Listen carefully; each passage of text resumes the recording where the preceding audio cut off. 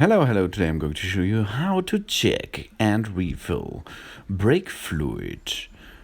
Oh, let's open the car hood.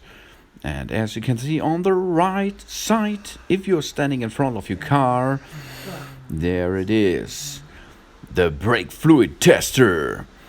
This device will have a test with this awesome brake fluid in the tank of the brake fluid.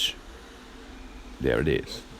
Okay, first step, have a look on the balanced maximum and minimum range of your tank. The brake fluid has to be in this area, and if it is under minimum, refill a little bit of brake fluid, and if it's over maximum, extract a little bit. Now, test your brake fluid with a brake fluid tester. Push the button on top and dip the stick inside the brake fluid, and as you can see, it's okay.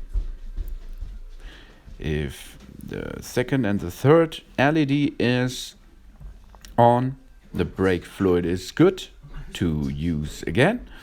And if the fourth and the fifth LED is on, you have to replace your brake fluid. After the test, reassemble the cover and job's done.